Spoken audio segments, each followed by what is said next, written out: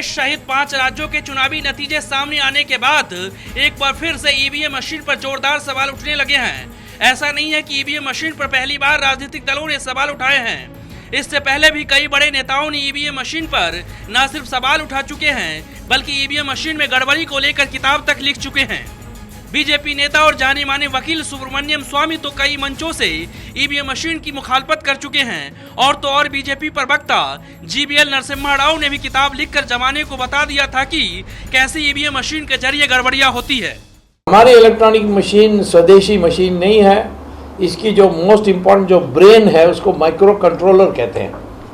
वो micro controller Hindustan में उसका उत्पादन नहीं होता। वो माइक्रो कंट्रोलर एक जापानीज प्राइवेट कंपनी करती है और इस प्राइवेट जापानीज कंपनी करने के मैंने उसकी मालिक से बात करते हुए समय उनको पता लगा कि जापान में भी बैलेट पेपर ही है। तो मैंने कहा कि आप हमें बेच रहे हैं तो अपने देश में क्यों नहीं यूज़ करते हो? तो कहा हम कोई पागल है, ये तो बड़ा, इसको तो हमें जानते हैं कि माइक्रो कंट्रोलर में पहले से प्रोग्राम लिख दो कि आपका 10 वोट मिलेगी तो उसमें सिर्फ एक रजिस्टर होगा, बाकी 9 को हम डिस्ट्रीब्यूट कर देंगे। ये माइक्रो कंट्रोलर बहुत डेंजरस है और इसीलिए भारत सरकार की एप्लीकेशन जो थी इलेक्ट्रॉनिक वोटिंग मशीन को पेटेंट के लिए वो वर्ल्ड इंटेलेक्चुअल प्रॉपर्टी ऑर्गेनाइजेशन ने रिजेक्ट भी कर दिया है। 5 राज्यों के चुनावी नतीजों में सबसे ज्यादा यूपी और उत्तराखंड के नतीजों पर सवाल उठ रहे हैं। बीएसपी सुप्रीमो मायावती मुस्लिम बहुल इलाकों में बीजेपी की जीत को गलत मानती हैं, क्योंकि मुस्लिम समुदाय के लोग बीजेपी को कभी वोट नहीं देते हैं। लेकिन इस बार ऐसा कैसे हो गया?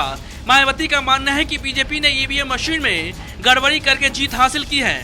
मायावती ने आगे कहा कि 403 विधानसभा सीट में से एक भी टिकट मुस्लिम उम्मीदवार को नहीं दिया, लिहाजा ये कैसे हो गया कि बीजेपी के नेता जीत गए।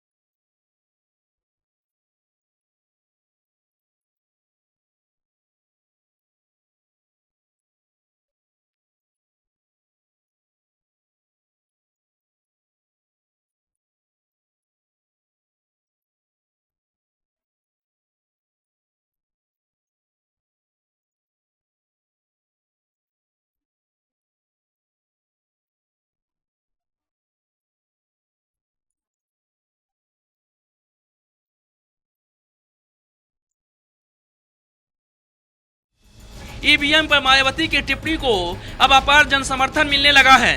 केजरीवाल से लेकर कांग्रेस के नेताओं के साथ अखिलेश ने भी ईवीएम में खराबी पर मायावती के सुर में सुर मिलाया।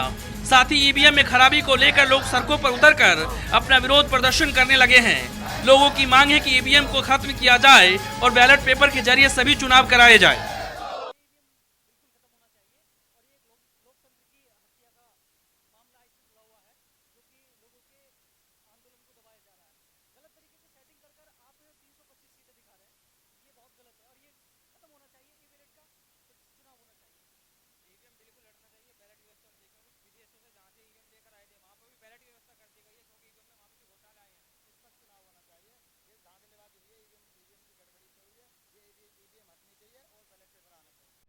भले ही ईवीएम का मुद्दा अब सियासी हो गया हो, लेकिन जिसने अपना कीमती वोट देकर अपने पसंद के उम्मीदवार को जिताना चाहते थे, उनको भी रास नहीं आ रहा है कि आखिर ये कैसे हो गया।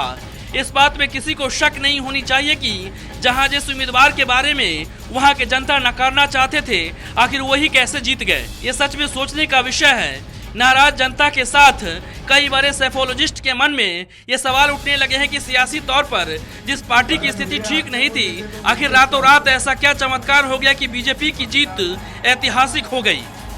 Bureau report, national Dastak.